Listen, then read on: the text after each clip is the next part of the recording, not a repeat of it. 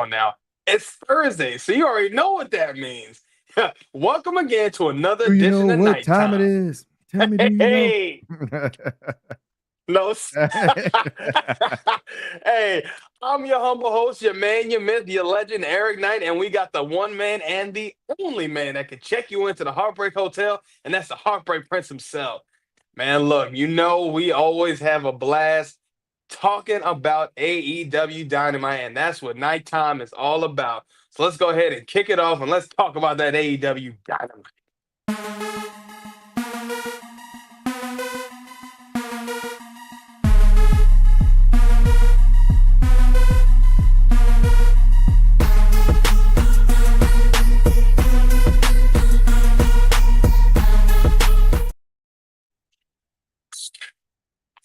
Look, okay, look, we are literally days away from Forbidden Door, and honestly, this is gonna be good. Now, I'm not gonna cap the way they started off Dynamite. First of all, Brian Danielson, okay, coming out. This man was on commentary for the night already, got an instant pop.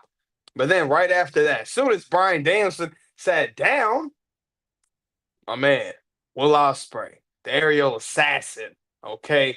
Tommy, the white Power Ranger. Y'all already know what it is, man. Look, Will said he's not medically cleared. He said he's not. And he said he knows the risk that he's taking, and he's still going to go on with this match. And he says he might die in the ring. I said, come on, Will. Don't play with us like that. We can't have that happen.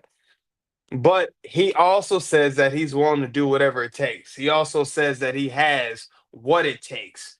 I mean, and honestly, Will Ospreay says he loves this business. He loves this passion. He has this passion for this. Man, I ain't gonna lie, man. I'm worried about my man Will Ospreay. But then, right after that, he calls out the Death Riders, John Moxley. Okay, about the whole situation as to why he's in the situation that he's in now with his neck, with his injury. Okay. And then of course, Kevin Knight, okay, and Jet Speedball, okay, coming out, start their matchup, which is crazy. Hiroshi Tanahashi, okay, come out with Jet Speed. They beat the hell out of the Death Riders and they get the dub. Now, right after that, of course, you see the Bullet Club coming out, beating the hell out of Jet Speed, beating the hell out of Tanahashi. And then, of course, man, the chaos just continues. Will Ospreay, okay, in the middle of that match, Will Ospreay grabbed Marina Shafir. And so what we thought was Marina Shafir in that body bag, but we'll see what happens in a second. Because you see who it is. It's the jobbers themselves, the Young Bucks, okay? The jobbers that make it look cool, the Young Bucks, they kick the hell out of Will Ospreay. And then, of course, after that, the Death Riders, they start to try to go and look into the body bag. And they think it's Marina Shafir. But no, it's not. It's that man, Darby Allin, beating the hell out of all the Death Riders. I mean, at this point, the chaos still continues. Because even after Darby sitting there beating the hell out of Claudio and John Moxley, you see, literally, the ops. The ops is out here. Now the ops are out here beating, just beating the hell out of everybody. I mean, this was truly a brawl. This goes all the way outside of the ring, okay? Outside, like literally to the crowd. All right. Darby Allin goes to a top part of a balcony, jumps on like 10 people. Okay, the ops are out there looking good, looking strong, and honestly, I mean, the Death Riders are looking a little weak right now. But I mean, you look at Will Ospreay, you look at the ops, you see how Tanahashi's looking, you see how Jet Speed's looking. Everybody's looking strong, but not the Death Riders, man. And this was, I mean, again, chaos. Okay, controlled chaos in a way. But I love every single thing about this. I love the story that they're telling. Again, Will Ospreay, I'm 100% worried about him. I mean, you know, AEW is not known for being told or telling people that this is a work. Oh, this is a work. I don't know, man. If it is, hey. But again, I don't really know how AEW does their work. Again, they don't reveal much to us, which is good. I like to not know anything. I like to literally be in the unknown. That's the great thing about AEW Dynamite. Well, just AEW in general. Because I can talk about Collision too, and that's a banger too. But I mean, honestly, this was a classic. I just loved everything that they're doing with this. Jet Speed again, killing it. Moxley killing it with the aura just coming out. I love seeing Marina Shafir. Hey, Willa Yuta, you still got zero aura, and that will never change. Heartbreak Prince, what are your thoughts, man? What you think? Dope way to begin AEW for sure. Bryan Danielson, love seeing him come out, the American Dragon, and his theme music, love the bop. Just feeling it, yes, yes, Yes. yes. But yeah, no, seeing him come out and that was good, and they kicked out the show the best way they could. Man, we got Will Ospreay coming out. I was excited to see him. I'm wishing him the best in this match here. I hope he doesn't suffer any major setback or injury that messes up whatever he has going on. I know he talked about being willing to die, and I've said it before. Will Ospreay, he puts his body on the line, and some of the things that he has done, I am surprised that he is still going today. But he is one of the best in the business, and I love this rivalry right now that they have going on with him, Moxley, the jobbers themselves, the Bucks. This is going to be a bang of a match. The ops, like everybody that's involved. I mean, this is a great way just to kick off Dynamite, the energy, and leading into the Forbidden Door. The brawl we had. I love how they took Marina Shafir, took her to the back. When he came out with the body bag, I knew. I'm like, Darby Allin is definitely in this body bag. But, you're just waiting for the payoff. And, of course, he opens it, and Darby Allin pops out. Just chaos ensues. He gets on top of the daggone, exit or entry point and jumps off with a coffin drop. I'm like, this guy's just chaos himself, with the coffin drop. I mean, just energy from the word go. Love it. You just know that this match is going to go. Is going to go bonkers come Saturday. So Sunday. So I'm just looking forward to it. They really are doing their thing in AEW, and like I said, they started off the right way. The crowd was into it. They were really some about these overseas crowds, man. They really get into it and support all the different wrestling promotions. So it was just high energy. Loved it. Yeah, man, and apparently, Will Ospreay loved Greg's sausage rolls, so people was going crazy about that. They was talking about that. Yeah, they, yeah, they popped for that, boy. Yeah, like, and apparently he can drink. He can drink too. Yeah, My man can hold his liquor too. I was like, Will Ospreay, is there anything you can't do? At this point, this is why he's the best, man. This is why we love Will, man. 100. Oh man.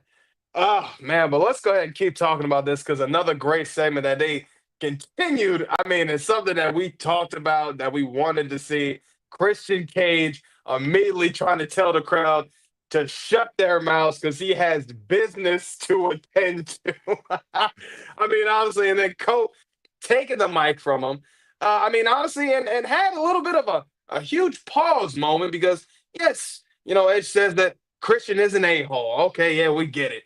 But then he says that Christian's his a-hole, and I'm pretty sure that Edge even had to stop and, or should I say, Cope had to stop and think about that. But Christian and then Edge came to an agreement. They came to the point where Christian said that they're not on the same page, but they're both writing in the same book. I said, man, talk about a bar right there. And honestly, Edge told Christian, like, look, this is what we're doing, and this is what they need to do. Christian honestly said he's going to be the best damn tag team partner he will ever have. And he says, of course, because they are the best tag team that's ever been, of all time. But then after that, Nick Wayne, okay, look, yeah, exactly, behind the Bucks, exactly. Nick Wayne says that he's injured, said he's going to be missing Forbidden Door, but that he has something up his sleeve. And of course, then we come to find out, we see the cut, it cuts to that man, Kill Switch. Now, if y'all don't know who Kill Switch is, that is Luchasaurus. Okay, and we switched up when Christian Cage did his whole thing. Yes, he became Kill Switch. And literally, Kill Switch comes back. He comes out, literally, choke slams Edge, choke slams Christian. And honestly, you got Kip Saban. Yeah, I mean, come on, look at the mom here. She's just literally just honestly, I feel like every week now she's growing a little bit more on me with her mic skills, man. It's getting good. And Kill Switch, honestly, just looking at Cope, looking at Christian, and man, this was something interesting. I'm very intrigued to see what they do with this. Now we know, of course, they have a whole situation with FTR. FTR's got their own thing going on right now with the tag team champions. But the main thing is that we're saying is I'm pretty sure that this is not going to be a one and done because it seems like just like Christian told Edge, or Pope, should I say, he said, as long as you help me with my Nick Wayne situation, I'll help you. I'll help you with your FTR situation. I said, all right, well, that's 2 for 2. That's an equal trade in my book. I mean, I don't see why not, but who knows?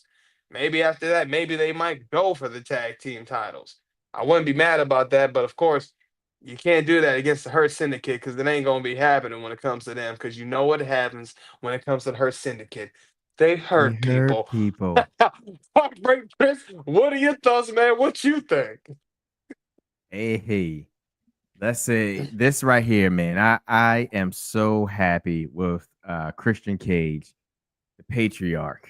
I love the fact that he has not flipped the switch and went face on us. He's staying the same dude that he was, and they have to learn to cope exist together.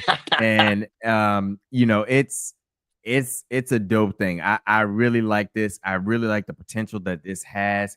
I love it, as I've been telling y'all for weeks now. Love the Patriarch, seeing him like him and getting on the mic, cutting his promo, some of the just outlandish things he says. Just absolutely love. I love the swagger of it. I love all of it. And so I'm glad we don't have to lose that now that he's teaming with Cope. And I do think this could be a really good thing here, especially if you're talking about the tag team division, because we know the Hurt Syndicate has just run through everybody. There's not too many people left. They got him in a peculiar situation coming up this weekend because it's a what, how you say it, a fatal 3-way or 3-way tag. I don't know how to say it. Triple threat. There we go. That's what I was looking for. And I said, this don't look good for the Syndicate. It really don't look good. I said somebody's gonna get hurt, but it's gonna be out of their control that somebody else takes the pin and they lose their belts. But I don't want to see it. I really want to see a team like Edge and Christian come up and probably win it. But who I'm really pulling for is the Outlanders to really come about and actually I just something about them. I like them, and so I know that they're not in the picture. Yes, I know they're not in the picture right now, but I'm pulling for them. And so I'm interested to see how this goes this week. I feel like Bobby and them will maintain, even though their backs are against the wall. I just hope that's the case. But this right here with Cope and Christian, like I said, it has potential. I was sad to see that Nick Wayne talked about his foot being broken and not being able to go. I was like, man, that was kind of heartbreaking. So we know he's gonna be on the sidelines for a little bit. But yeah, Cope and Christian together, they're gonna be good. It's gonna be a good thing. A little bit of that nostalgia, just a little bit. Yeah, just a little bit. See, that's y'all just giving us not the whole show. Yeah. Thank you. Oh man, yeah, man. I really enjoyed it. But we gotta think about with Hurt Syndicate. They was in a triple threat tag team at All In. Didn't stop them from a damn thing. No. So, but I think we might be seeing the same result. Yeah, but MVP has been begging, please, somebody, please. Take these titles, and I'm like, oh, be careful what you wish for, Yeah. No, that is true. Oh man, but let's go ahead and talk about some of this greatness that was going on, because of course, Ricochet is there here sitting there talking about what he's trying to do next, what his whole situation. And then, of course, MJF pops up and, and has a proposal for Ricochet. Okay. Says to Ricochet, look, Mark Briscoe, he's looking for me. Okay. Mark Briscoe earlier had said that he was looking for MJF and he was coming for him. MJF says, look, Mark Briscoe's looking for me. I know you got a problem with him. I have a problem with him. The enemy of my enemy is my friend. How about we make a deal and we both go find Mark Briscoe ourselves? Ricochet said, you know what? I like that deal. Shook hands. I said, all right. All right now. Now, this was very interesting. This was extremely interesting. MJF, look, I ain't gonna lie, man. It's crazy. It's crazy how you go from one group to another. You just, it's crazy. I know that you don't deal with your own people no more. I see how you like it now. If it ain't a black business, you ain't for it, huh, MJF? I get it. That's diabolical. That's Get insane. it. That's a man that supports black businesses, man. That's it.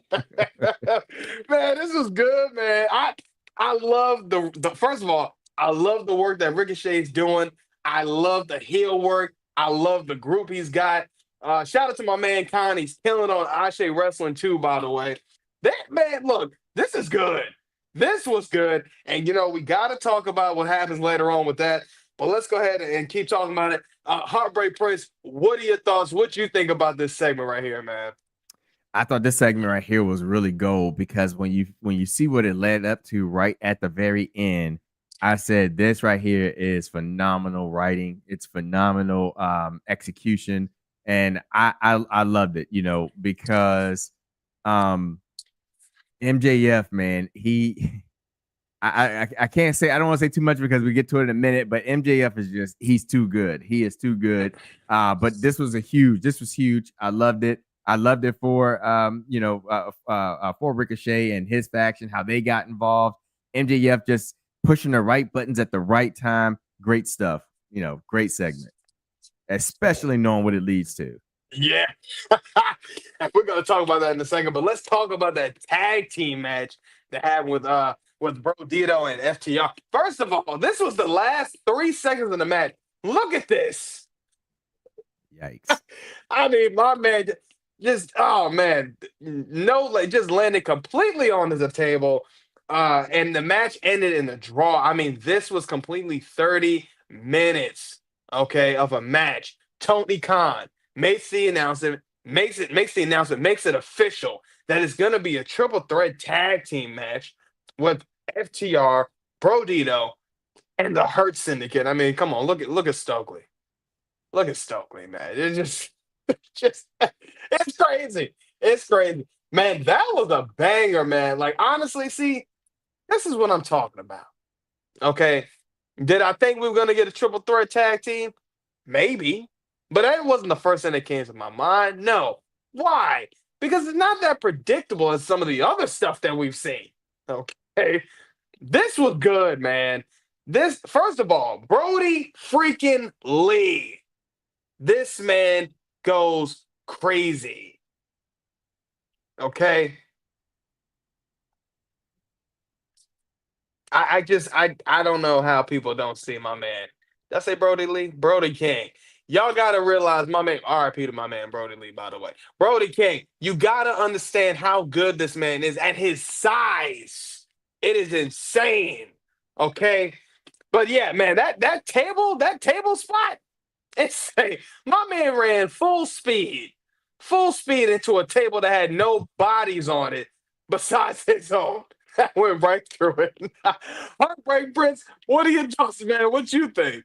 Yeah, this match was sick. For 30 minutes, these two teams went at it. Bandito, man, that dude, he's putting on some phenomenal matches, and I believe it was Taz last night that talked about him possibly no, actually it was Bryan Danielson that talked about him being should be eligible for like Wrestler of the Year because of all the matches that he's been putting on and just how phenomenal they've all been.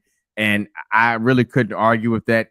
Every week, Bandito comes out, he delivers, he does something new. He's showing like he's a performer, man. And that dude gets it. I love it. So when I saw them come out and had a match, said this is going to be tough. I thought FTR would be able to take this. But what I like about it is the fact that it gave us that opportunity to see a Bandito, a Brody King, and FTR all on a pay-per-view against the Hurt Syndicate.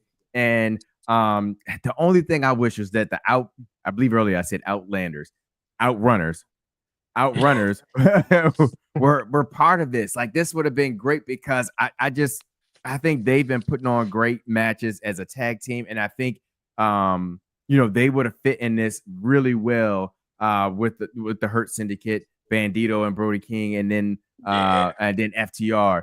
But this is what we got, and I'm not disappointed by it. I mean, we literally just saw a banger tag team match that didn't have the jobbers themselves in it. Headline it. It delivered, man. I was entertained, and when they kept counting down, and they were like, it was like 5 minutes left, and then they said it was like 1 minute left. Then they said 30 seconds, and they were still going. I was like, yo, this is crazy. This is nuts. And then they were just now setting up the table, and she was like, you have 30 seconds left. They were still fighting and then getting tables from under the ring. And I'm like, somebody try to pin somebody. It was insane. It was nuts, but I loved it. And I mean, I'm excited for all these tag teams that are involved here because I really don't know if I would be disappointed. Either way, like if FTR wins, it's like, okay, I'm kind of expecting that. Eventually the Hurt Syndicate will drop the belt. FTR is definitely a viable and definitely legit tag team, so you can't really be upset by it. It's not what would be my choice. I would, like I said, I really want the Outrunners to be involved and actually win it. But Bandito and Brody King are showing, hey, they can be a good tag team as well. I mean, Bandito that dude's just good, period. So you can pair him with almost anybody. But this right here was definitely a banger. They definitely delivered. Stoke even got involved, threw a punch, busted Brody King wide open. He is diabolical, man. He's getting close to that Don Callis status. Yeah. He is. Like, this dude, he's been on a run for these last few weeks. Stokes has been delivered these last few weeks for sure. Just the promo from 2 weeks ago, the match last week with Colt, and then this week, like Stoke he's doing his thing. He really is. And then what's it? They try to get the mic because they were with Jack. Yeah, they were talking about, they were chanting about Stoke, and he was like, "You will respect this man." Like, what? The man that can't get any holes? No, get out of here. Yo, Stoke he's funny, man. He really is. Like, he is hilarious. I do love him being part of FTR and the stuff that he does. Yeah, it's dope. But that tag team match, it was really dope. And like I said, it makes me feel like it's going to be a great tag team like match come Sunday. And because all of these dudes can go. They really can. And then when Hurt Syndicate came out at the end, ooh, this is getting ready to get bad. I thought they was going to start. I thought they was going to start hurting people, but they just. Me too. I really did. They came out like they were dressed to hurt people, but it didn't go that far. So it's going to be interesting. It really is. I just don't know yet though. I still don't know if I'm ready to see Hurt Syndicate like lose their titles. Like, I just have been I have loved their reign. I've loved the way that they have presented them, how they have promoted them.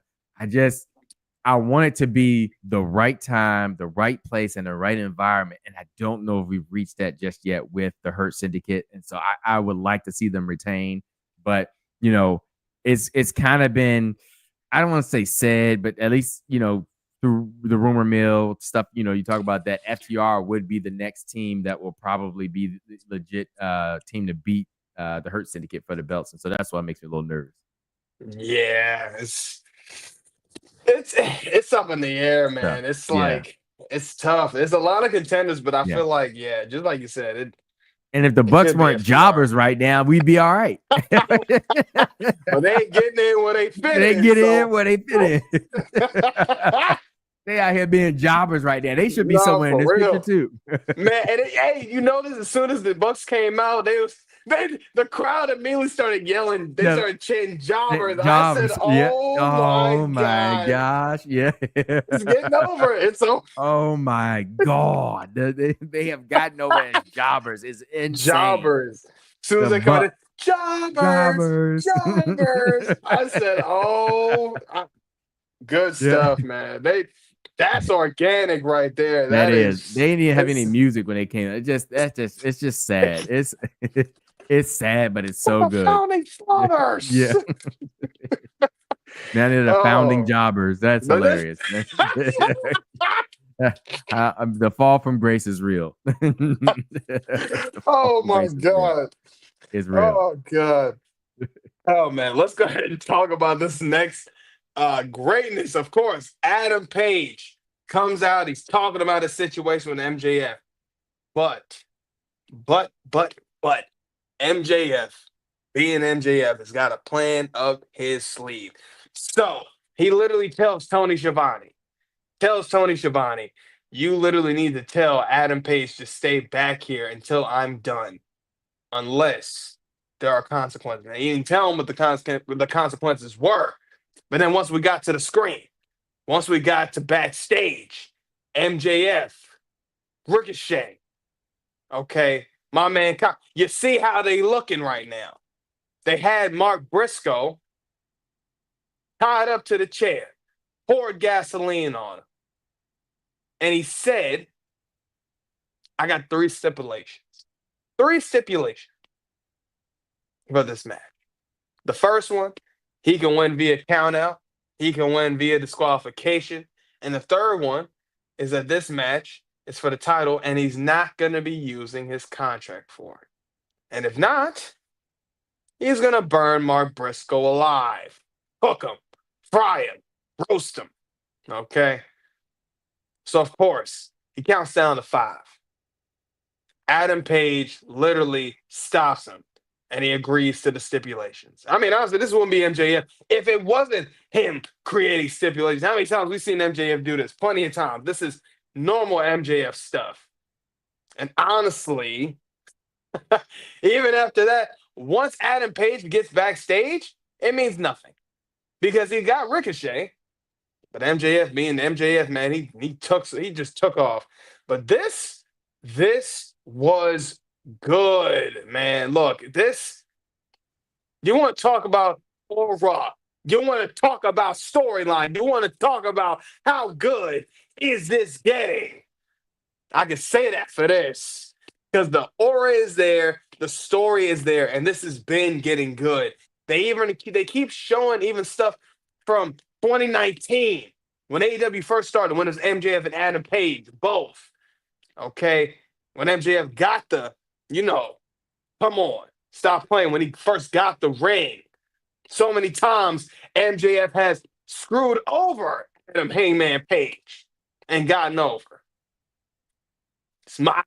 Again, this ain't gonna be one of those times, but again, he just did it again, finessed him. You got a title match, and I still get to keep my contract. So let's say even if he does win, he just got a free contract. He has a contract for just a rematch in case he ever loses it. I love this, man. This was good.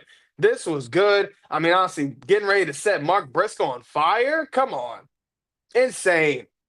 Low-key kind of wanted to see it happen. Not gonna lie. Don't call me sick. Don't call me crazy.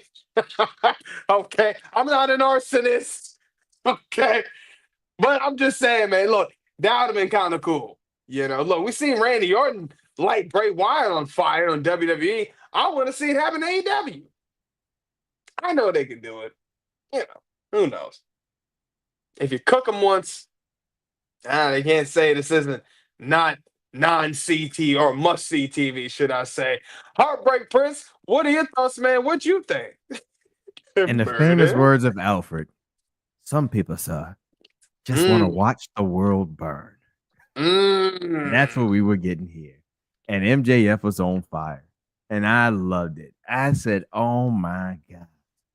Yes, last week we talked about MJF being just out of his league, like actually being outsmarted, outwitted in last week, whole setup and promo with Hangman Page, and we were so surprised that he had to cash in his contract, and I'm like, we just like already he's using it already. I'm like, how did MJF get himself into a corner to where he's back to a corner to where he's going to use his contract so early in the title reign of Adam Hangman Page? And I loved how Adam Hangman Page just clung to his vices about you're not getting a title shot without using that contract.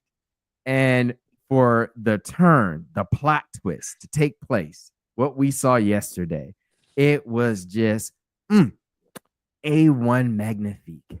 And I absolutely love MJF because this dude just showed how you can tell a great story with a great plot twist, and he still got his way, which is true to the character of MJF. And what I liked about the setup earlier, like I said, with Ricochet, was that I didn't, in my mind, had no idea it was going to lead to this. I was thinking more along the lines that they may try to help him win the title come Sunday, something of that nature. I'm not thinking that he's going to be able to get out of using his contract. And so when it cuts to this scene and they have Briscoe tied up in the chair and he has the gasoline can, I said, oh my gosh. And he said, I have 3 stipulations. I said, oh my God. And then when he named the 3 stipulations, and I'm like, I didn't hear something that I would have thought he would have asked for. And he said, and my 3rd stipulation is I get a match this week with you on this Sunday with you without having to use my contract. I said, oh my God. This dude. And he said, you have 5 seconds. And he starts counting down. And Hangman Page is pacing. And he's just 5. And he's like, stop. 4. Stop it. it just keeps going. I'm like, this is insane. Like MJF has figured out a way to outsmart and outwit Hangman after last week. It was so dope. It was such a dope moment. And I love how the creative team was able to put this together and how it just all made sense. It fits. And it was just cool. The way it was executed, all of it. I loved it.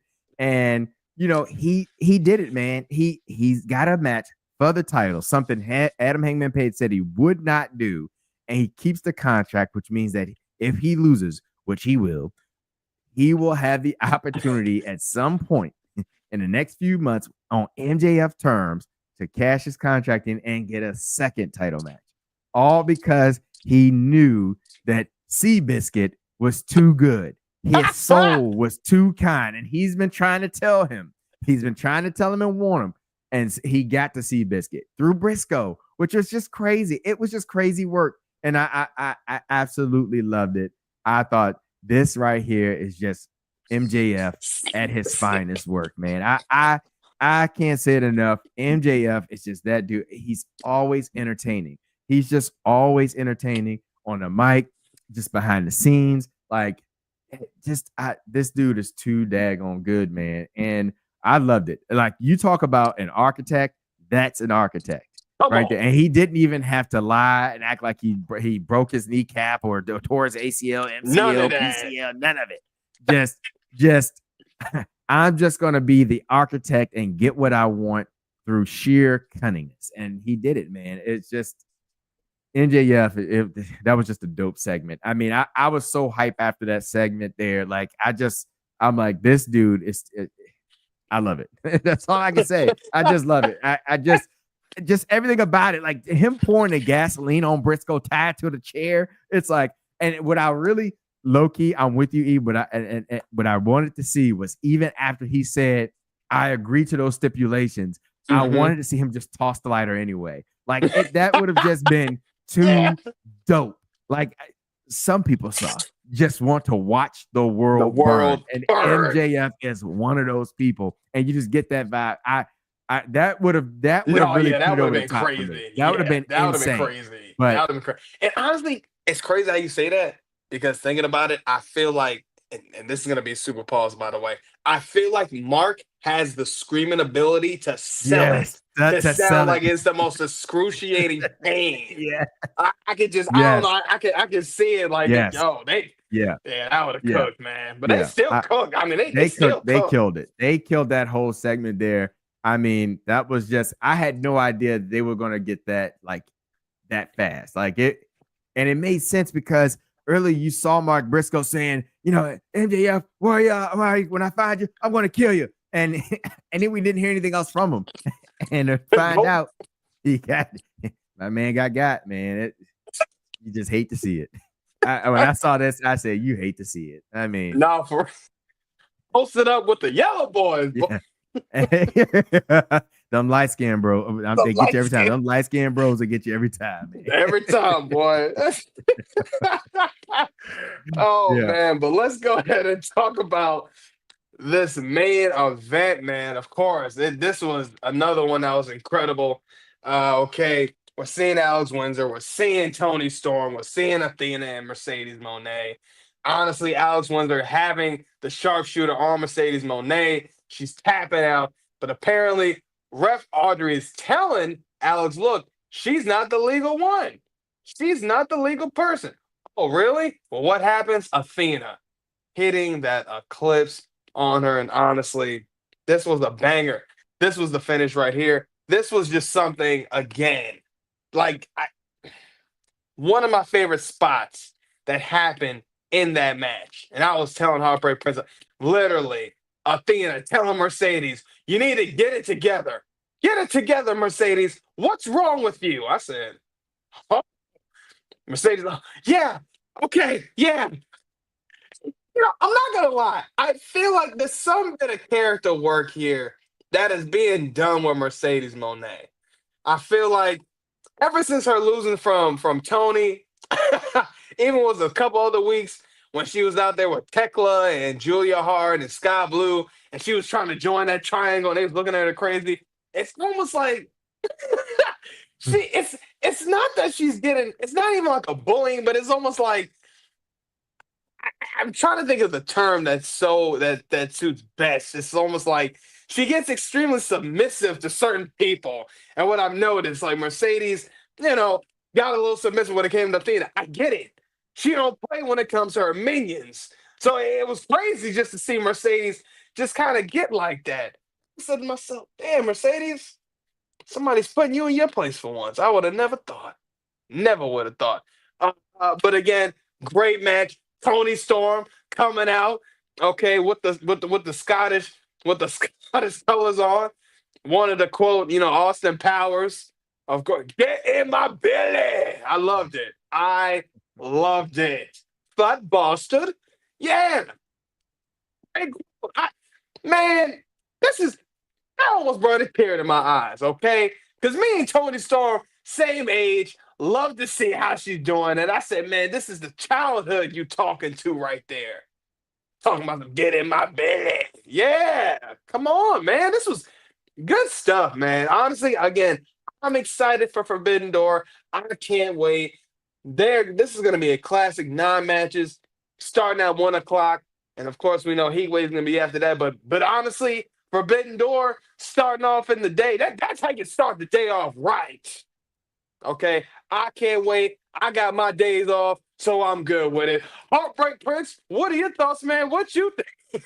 yeah. This is a great match to end the show. Anytime you get to see, timeless Tony Storm, Athena, and Mercedes Monet. I mean, those are 3 of some of my favorite female wrestlers all in the ring at the same time.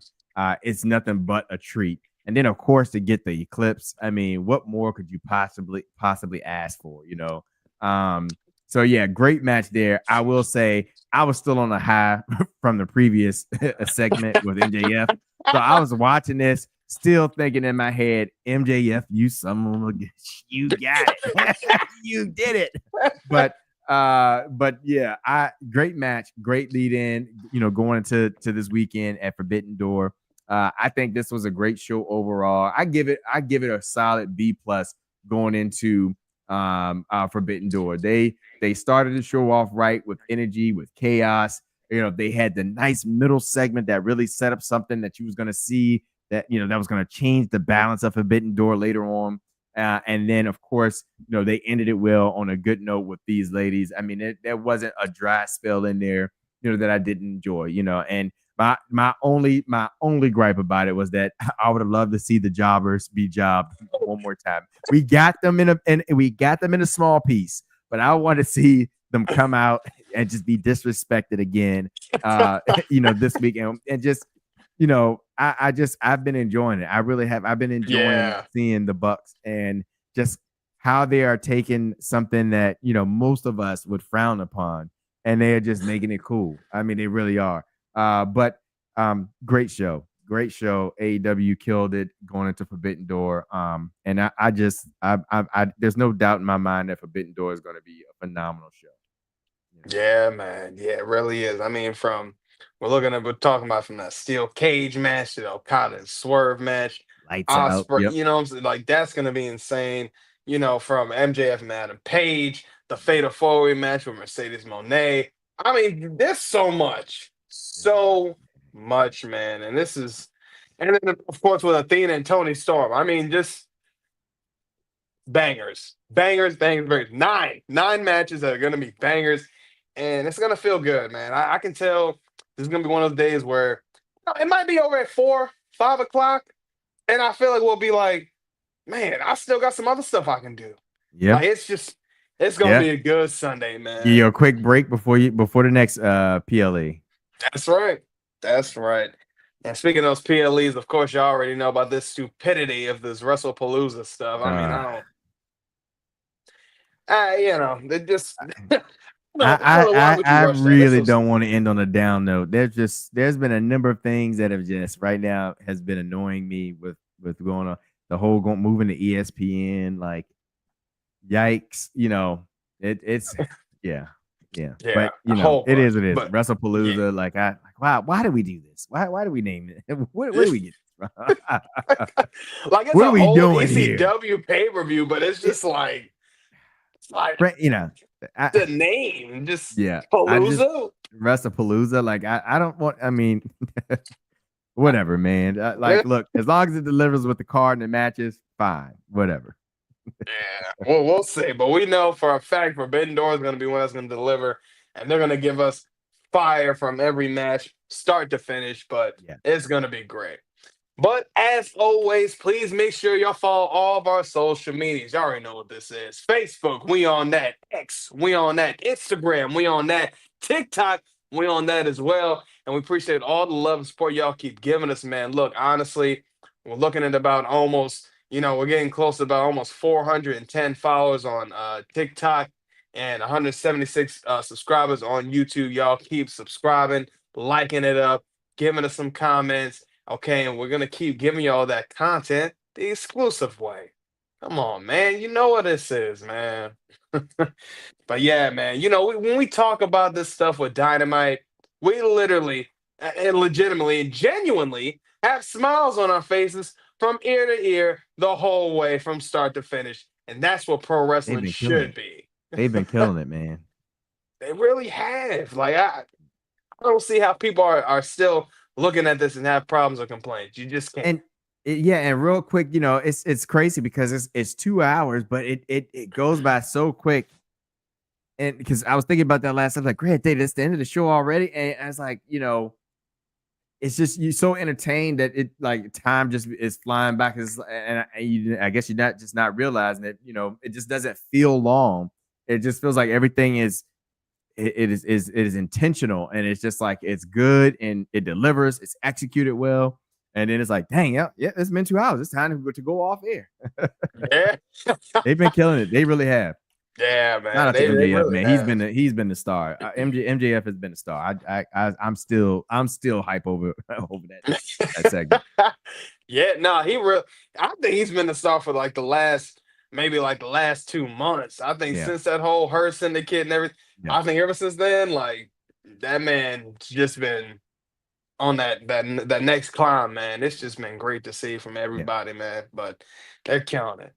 But as always, I am your humble host, your man, your myth, your legend, Eric Knight, and we got the one man and the only man that's going to check you into the Heartbreak Hotel, and that's the Heartbreak Prince himself. Because we are the exclusive Knights, and we always ensure that we are the best there is, the best there was, and the best that ever will be. And to ensure that your nights will never be the same. In the famous words of Stokes, exclusive Knights